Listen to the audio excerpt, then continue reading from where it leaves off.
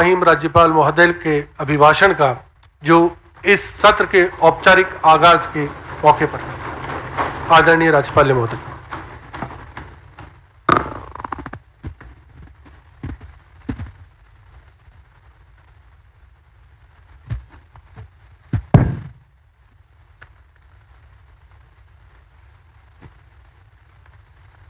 मंच पर उपस्थित कर्नाटक के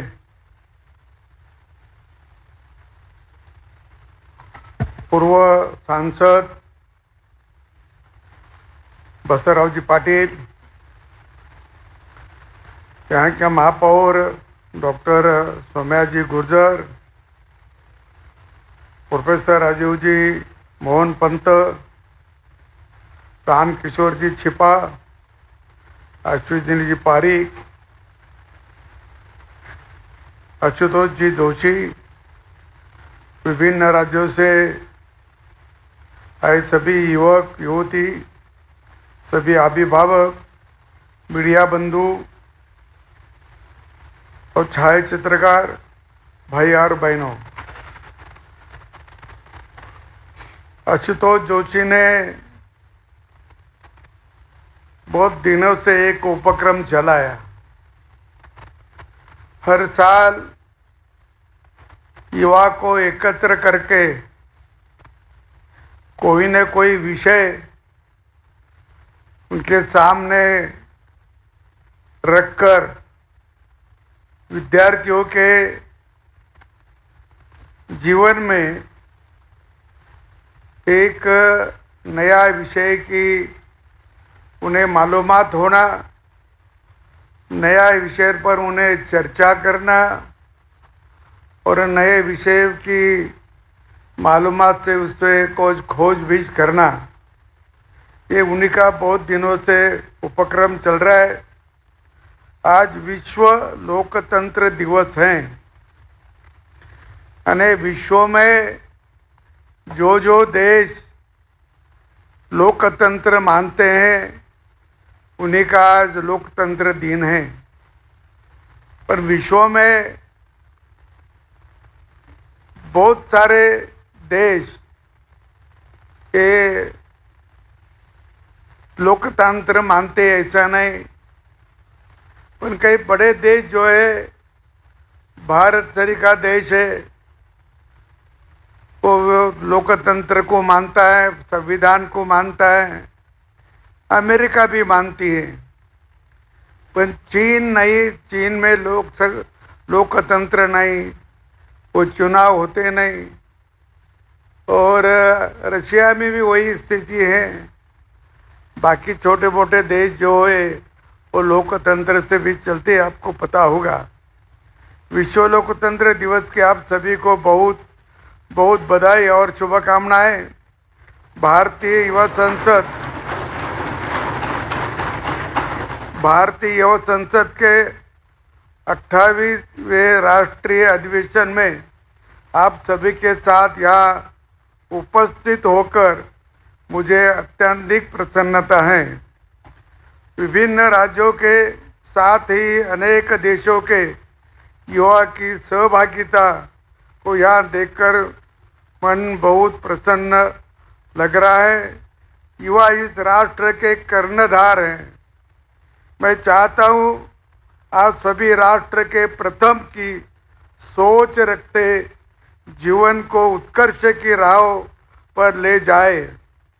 लोकतंत्र का अर्थ है जनता का तंत्र।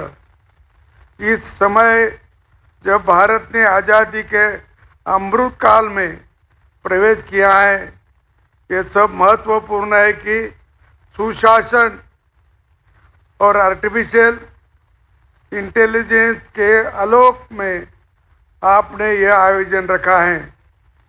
कृत्रिम बुद्धिमत्ता शासन व्यवस्था को पूरी तरह से बदल रही है, ये आप भी जानते हैं।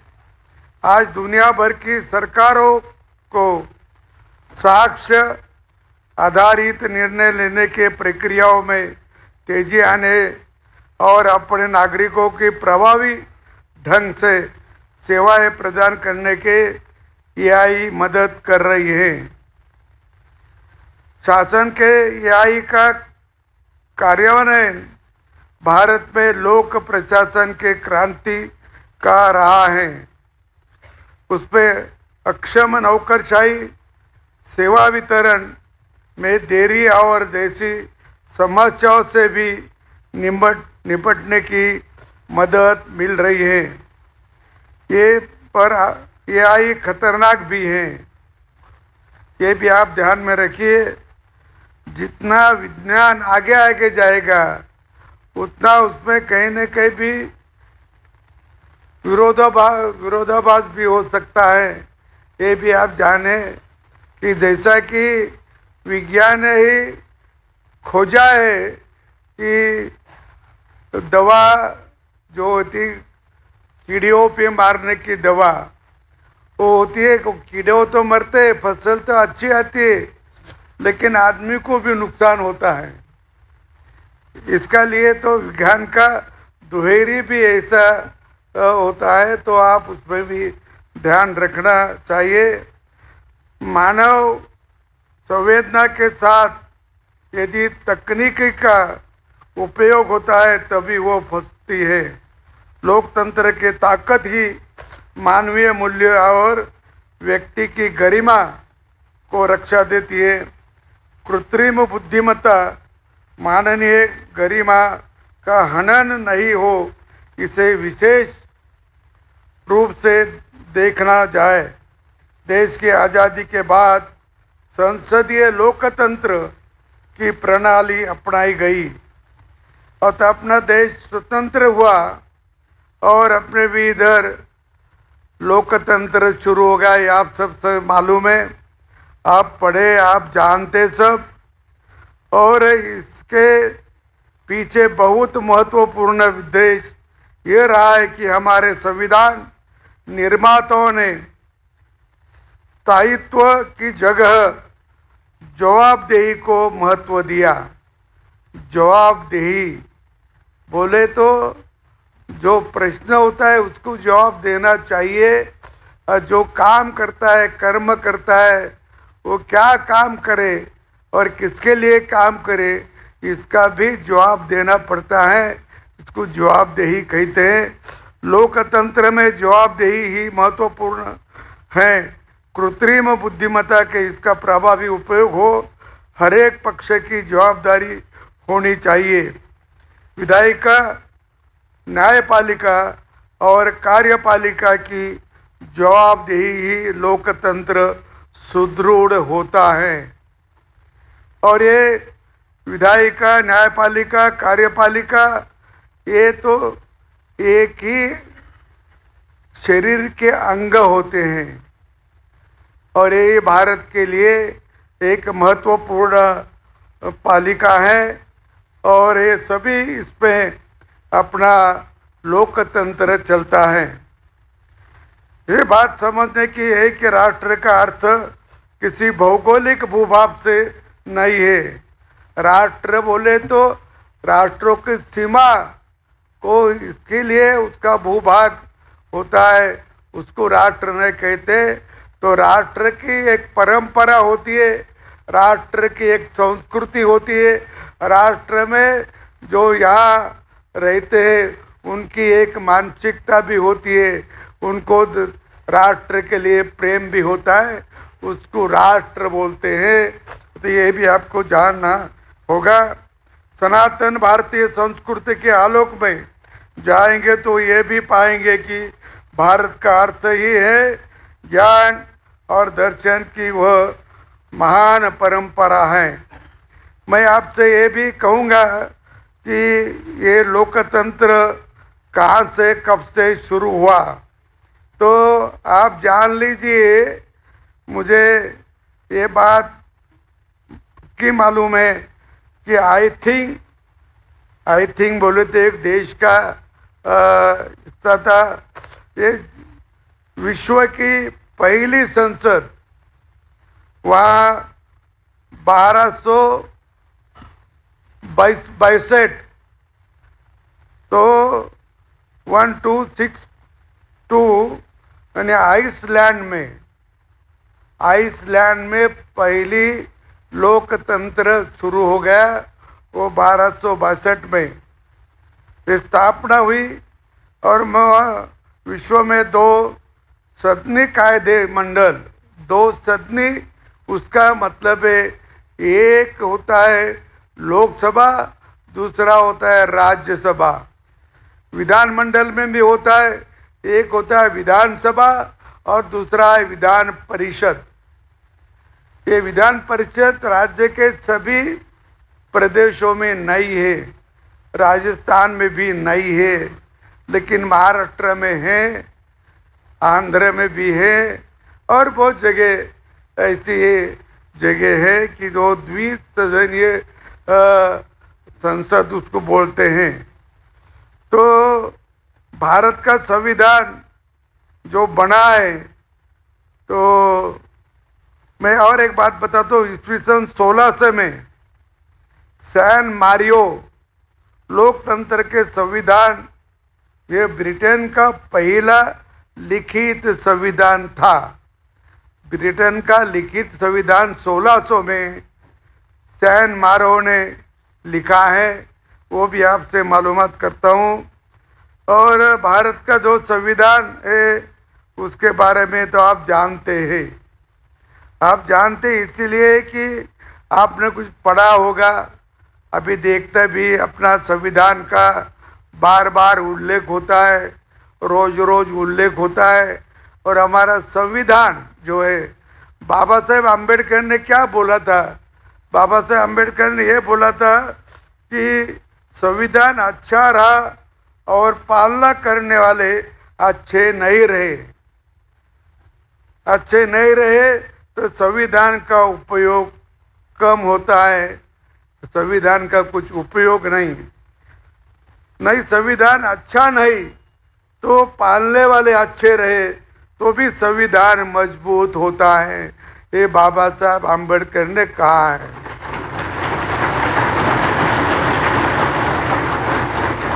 इसमें समझने की बात एक है कि केवल लिखित से अपन चलेंगे क्या?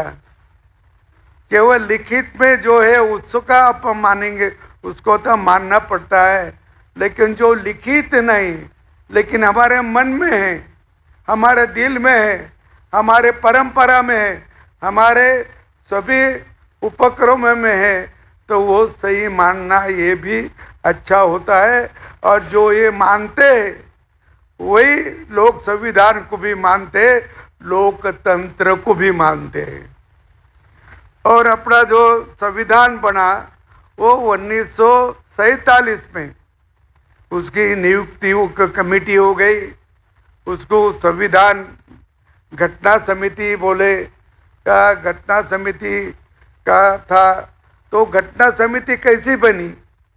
आपको कभी से पढ़ाया होगा, राज्य शास्त्र के विद्यार्थी हो गए तो उसको पढ़ा होगा कि ये घटना समिति जब बनी स्वतंत्र मिलने के पहले, स्वतंत्र मिलने की तैयारी चल रही थी और ये तय हो गया था कि अभी स्वतंत्र मिलना है, स्वतंत्र हो जाएंगे अपन।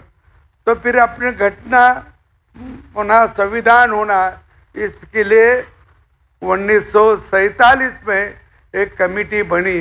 और कमेटी का वो था कि जो विधान सभा के जो सदस्य थे देश भर में, हर प्रदेश में उसका चुनाव पहले भी हुआ था।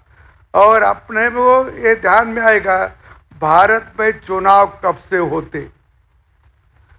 तो भारत में पहला चुनाव हो गया तो लोकसभा या विधानसभा का, वो 1937 में। 1935 में अपना एक कायदा बना और फिर 1937 में पहला इलेक्शन बना विधानसभा का और लोकसभा का। उसके बाद हर 5 साल को होते रहता। तो जब घटना समिति बनी तो वो जो एमएलए थे, 5 एमएलए ने किसी को समर्थन दिया तो वो घटना समिति में जा सकता था। और 5 एमएलए का समर्थन नहीं रहा तो घटना समिति में नहीं जा सका। और फिर बाबा साहब आम्बेडकर को जो महाराष्ट्र में थे वो भी एक बार चुन के आए थे 1937 में। बाबा साहब आम्बेडकर महाराष्ट्र में आए थे और उनके जब 17 सदस्य चुन के आए थे और उनका चिन्ह था मानुष, आदमी। ये चिन्ह पे वो लड़े थे, लेकिन बाद के इलेक्शन में वो चुन के नहीं आए उनके लोग, तो उनको सपोर्ट 5 सदस्यों का चाहिए था।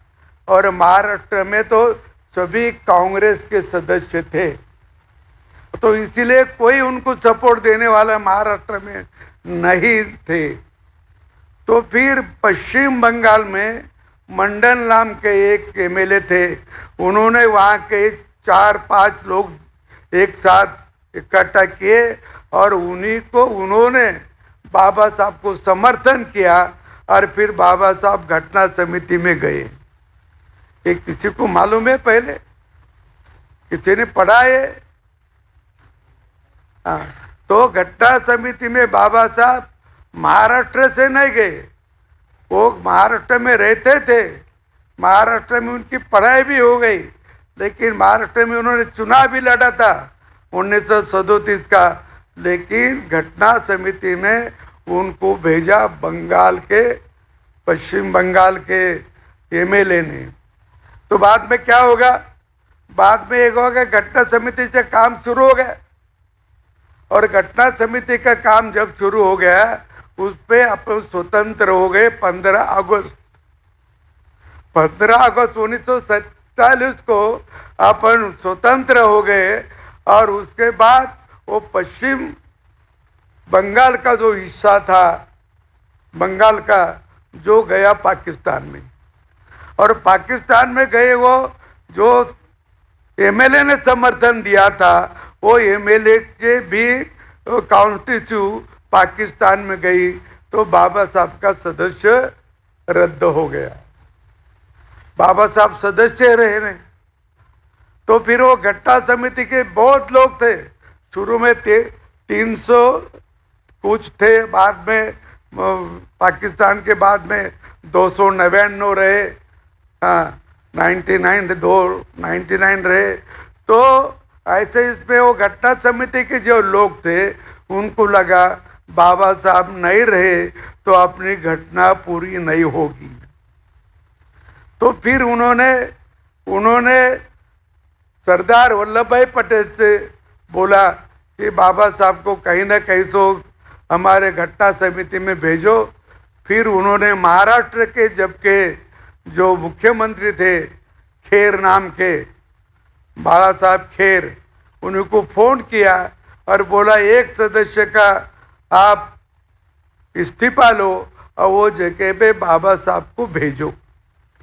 फिर एक जगह का एक लोग आदमी ने, सदस्य ने इस्तीफा दिया और फिर बाबा साहब घटना समिति में गए। बाबा साहब ने घटना समिति पूरी लिखी, वो सब घटना समिति में उन्होंने भाषण किए, सब किए, और अपने राष्ट्रपति को सुपुर्द की। उसकी तारीख है, किसी को मालूम? कोई बोलेगा? उसकी तारीख है 26 नवंबर 1949। 26 नवंबर 1949 ये दिन उन्होंने राष्ट्रपति थे, उनको घटना समिति दी, घटना सुपुर्द की। और फिर वो राष्ट्र को जो कारोबार शुरू गया वो 50 में शुरू गया, ये भी आपको मालूम होगा।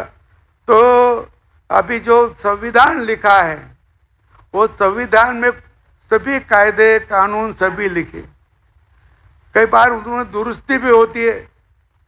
अतः ऐसे ने जब घटना समिति के लोग बैठे तो उनको क्या मालूम आगे क्या क्या होगा, कैसे कैसे लोग वहाँ निर्माण हो गए, तो ऐसा तो उनको सपन भी नहीं पड़ा, तो कुछ मुद्दे छूट भी जाते थे। जैसा जैसा वो हमारे यहाँ के जो गवर्नर थे भारत के, लॉर्ड थॉमस मैकालो, उन्होंने 2 फरवरी 1835 में इंग्लैंड में एक भाषण कहा था कि भारत के लोग अपने गुलाम नहीं रहेंगे, क्योंकि उनके पास बहुत नैतिकता है, बहुत प्रामाणिक है, एक दूसरों को मदद करते, और ऐसे लोग अपने गुलाम नहीं रहेंगे। उनका गुलाम रहना है, करना है, तो उनकी शिक्षा पद्धति बदलो। और उन्होंने ये भी कहा था कि मैं भारत सभी और घुमा, और मुझे कहीं चोर मिला नहीं, कभी भीख मांगने वाला मिला नहीं। जब अपने देश में चोर भी नहीं थे और भीख मांगने वाले भी नहीं थे, तो ऐसे उसमें अपन रोहित पकड़ते कि हमारे पास ऐसे ऐसे लोग हैं, वो थोड़ी आगे चोरी करेंगे, तो चोरी करने लगते, जो फिर कायदे में दुरुस्त संविधान में फिर उस पर अमेंडमेंट करना पड़ती है, फिर अमेंडमेंट करते हैं, ये भी आप सुनते। लेकिन अमेंडमेंट करना है, घटना दुरुस्ती करना है, तो देश के हितों में करना है, देश के हितों में और जनता के हित में करना चाहिए। जनता के खिलाफ तो अमेंडमेंट तो मंजूर करना बहुत कठिन होता है, लेकिन ऐसे भी होती है। तो मैं आप इससे ये कहूँगा कि जब इलेक्शन हुआ, पहला इलेक्शन कब हुआ? 1952, जनवरी 1952 में पहला इलेक्शन हो गया।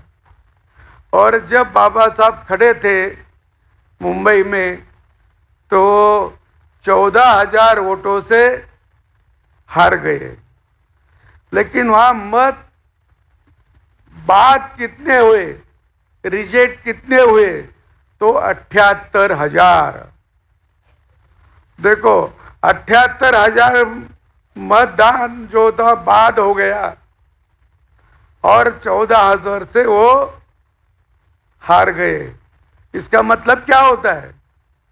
और उन्होंने जब भी उन्होंने बोला था, बाबा साहब ने, कि मुझे भरोसा था हमारे जनता पे, लेकिन ये क्या हुआ, ये कुछ तो भी गड़बड़ हुआ। और उन्होंने वो ऐसी गड़बड़, वो इलेक्शन जो करवाने वाले थे, उन्होंने ये बात का ध्यान रखकर उसकी जांच भी करना, ये उन्होंने बोला था। जयप्रकाश नारायण ने भी तभी ऐसा ही बोला था, लेकिन ना उसकी जांच हुई, ना कुछ हुआ, और लेकिन वो तो हार गए। और फिर पंडित जवाहरलाल नेहरू ने, जो लॉर्ड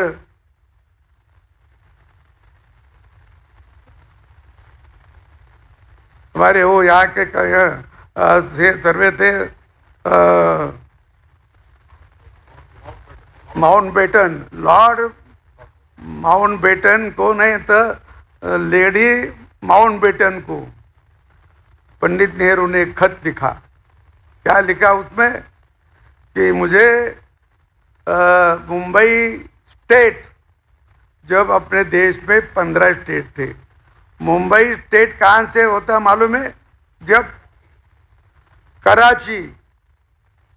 कराची से लेकर इधर कर्नाटक से धारवाड़ वगैरह सभी कुछ 5-6 जिले उसमें थे, वहाँ से एक बॉम्बे स्टेट था।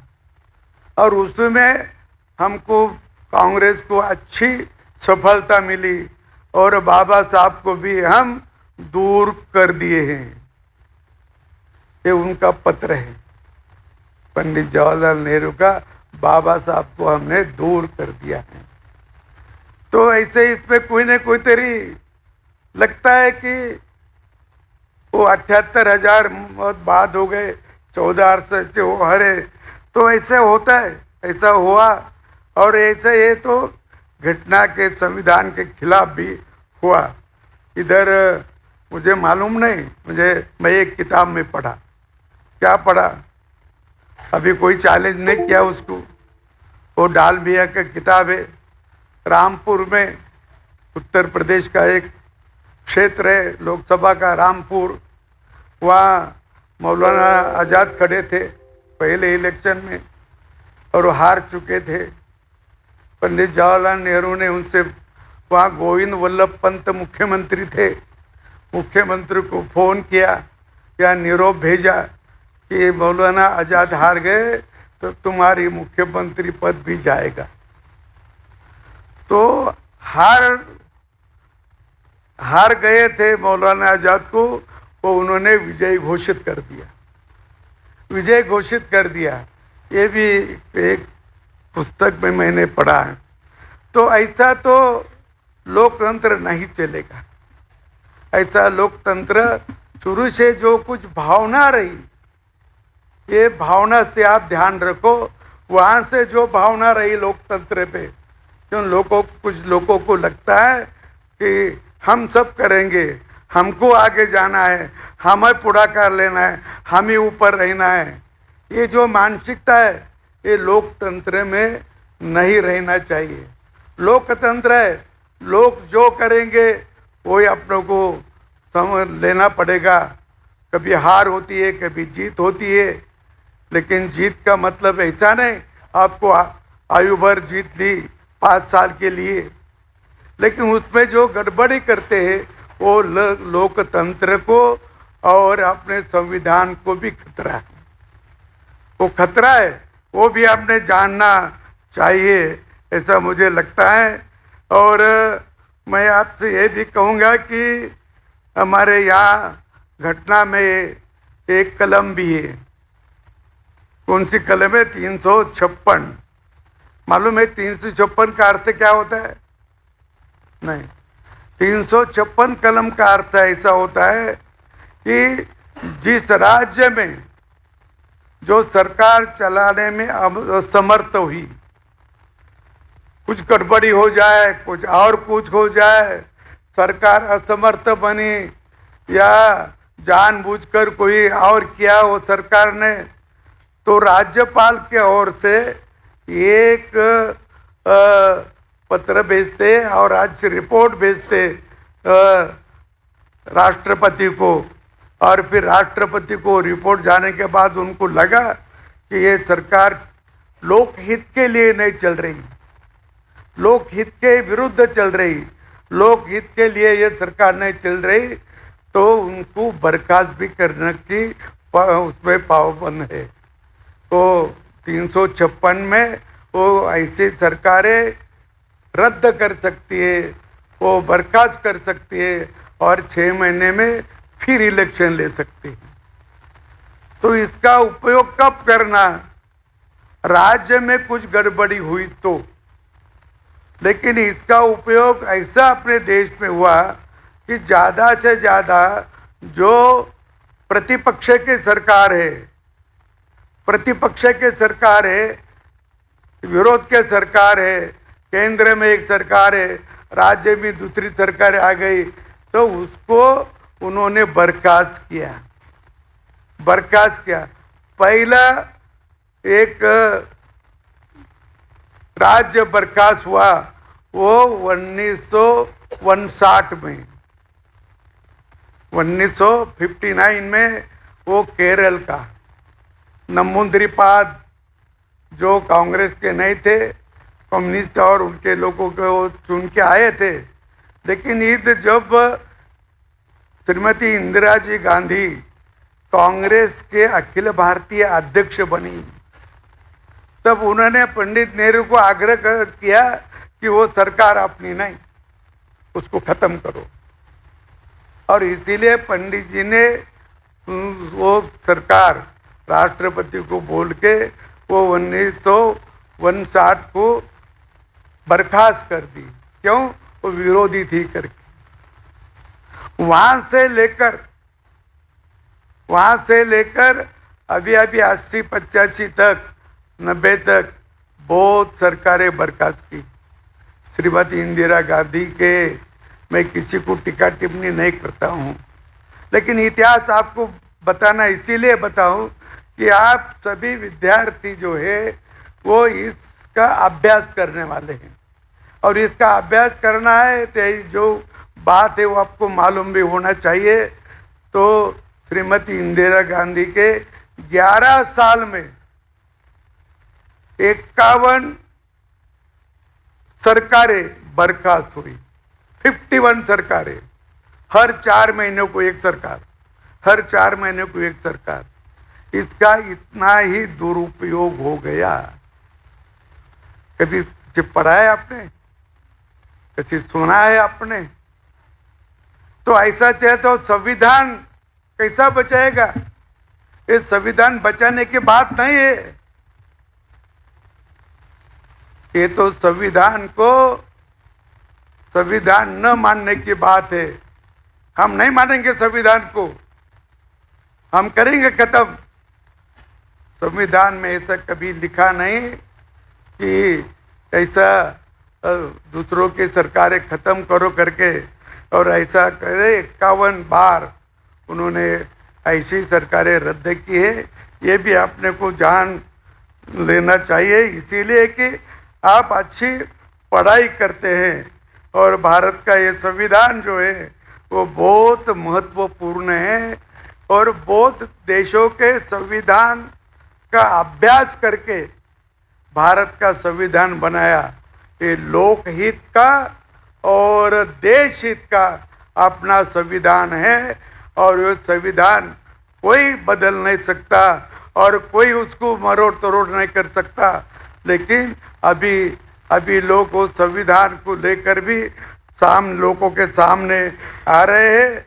तो ऐसे इसमें लोकतंत्र बचाना है, तो लोकतंत्र इसीलिए बचाता है कि उसके देश की जो प्रजा होती है वो प्रजा अच्छी शिक्षावत हो, अच्छी प्रामाणिक हो, अच्छी निष्पक्ष हो, और नैतिकता के मूल्य उनके पास हो, तो अपना लोकतंत्र भी चाबुत होगा और अपना संविधान भी जैसे कि वैसा रहेगा।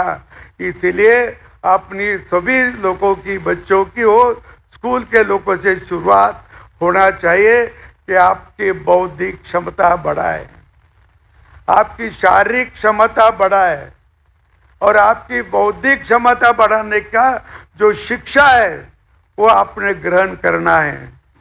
अपनी बौद्धिक क्षमता बहुत कम हो गई, पूर्व के लोगों के मायने बहुत कम हो गई, लेकिन उसको बढ़ाना है तो अभ्यास करना होगा, और कॉलेज में भी अच्छा पढ़ाई करनी होगी। अब तो मैं सुनता हूँ, कभी कभी देखता हूँ, कॉलेज में लोग जब बच्चे जाते ही नहीं, नामांकन करते और टेविशन को जाते और नामांकन करते। अभी प्रोफेसरों को, सरकारी प्रोफेसरों को कितना पगार है, लेकिन उनको पास बच्चे ही नहीं तो क्या करेंगे? वो शिक्षा भी नहीं दे सक रहे, क्यों बच्चे आते नहीं। तो मुझे आपको लगता है कि कोई क्लास के बजाय अपने कॉलेज में जो शिक्षा मिलेगी वो शिक्षा तो अपना हक है, अपना हक है। और आप वो प्रोफेसर भी पूछ सकते हैं, मुझे ये समझा नहीं, आप समझा के दो, ये आपका हक है, लेकिन आपका हक को बजाना चाहिए। और इसीलिए आप सभी लोगों ने एक अच्छी बौद्धिक क्षमता कमाए, अतः उसका बौद्धिक क्षमता है कि नहीं, उसकी टेस्ट क्या है, बौद्धिक क्षमता की टेस्ट क्या है? कोई मशीन तो अभी तक निकला नहीं। कोशिश करो ऐसा मशीन निकालने का, सर को लगाए तो समझ जाए, सर को लगाए तो समझ जाए। हाँ, लेकिन एक टेस्ट अभी चल रही, वो परीक्षा तो है ना, लेकिन परीक्षा किसी न पूछे, किसी से सहकार्य न लेके, कोई कागज हाथ पे न रखकर मैं कॉपी नहीं बोलता, कागज बोलता हूँ छोटा सा। उसके सिवाय अपने दिमाग में जो है वो आप परीक्षा में आना चाहिए, और वो परीक्षा में आए तो यही टेस्ट है कि बिना कॉपी के जो पास होगा वही शिक्षा उपलब्ध हुई, उसको वही सही शिक्षा मिली। ये ध्यान में रखो, सही शिक्षा प्राप्त करो, आपका भविष्य बहुत ज्यादा है। अपने भारत में ऐसे लोग निर्माण करना है तो टैलेंट हो, अच्छे टैलेंट हो, अच्छे प्रतिभाशाली हो, कोई प्रश्न का उत्तर उसके पास नहीं, ऐसा आदमी न हो। इतना शिक्षा आप प्राप्त कीजिए। पहले लोग थे अपने गुरुकुल में यही पढ़ाते थे, और गुरुकुल में जो बच्चा पढ़ता था वो इतना होशियार होता था। ये भी आप ध्यान में रखो। मैं जाते जाते एक बात कहूँ कि मैं जब विधानसभा का स्पीकर था महाराष्ट्र में, तो महाराष्ट्र के पहले स्पीकर जो थे वो दादा साहब मावळणकर थे। और जब लोकसभा का इलेक्शन हुआ स्वातंत्र के बाद 1952 में, तब वो लोकसभा के भी स्पीकर वही बने। उनका नाम था दादा साहब मावळणकर, अलग नाम है, मैं उनका टोपन नाम बता रहा हूँ, मावळणकर। वो 1952 के लोकसभा के स्पीकर। आज के कौन स्पीकर है मालूम है? हाँ, आए कुछ थोड़े लोगों को मालूम है।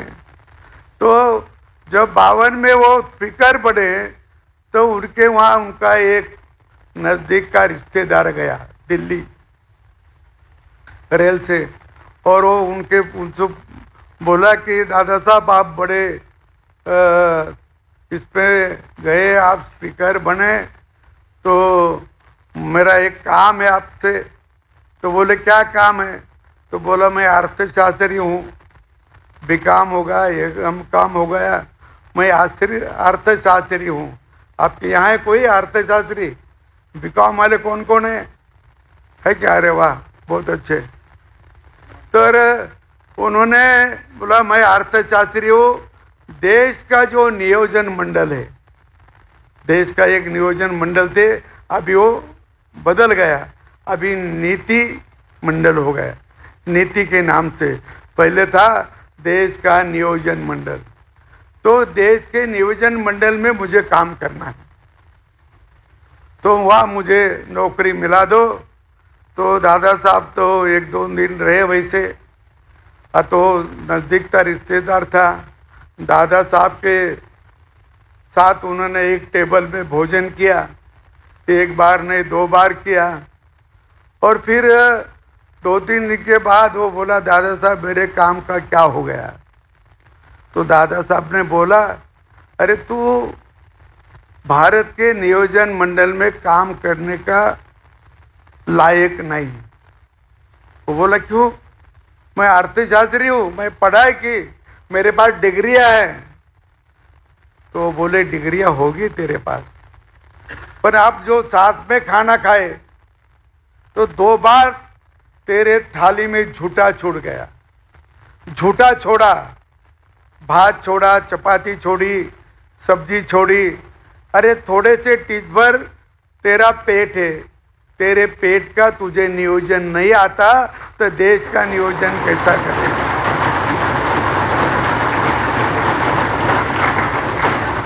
तो पेट को कितना लगता है उतना थाली में लो ना।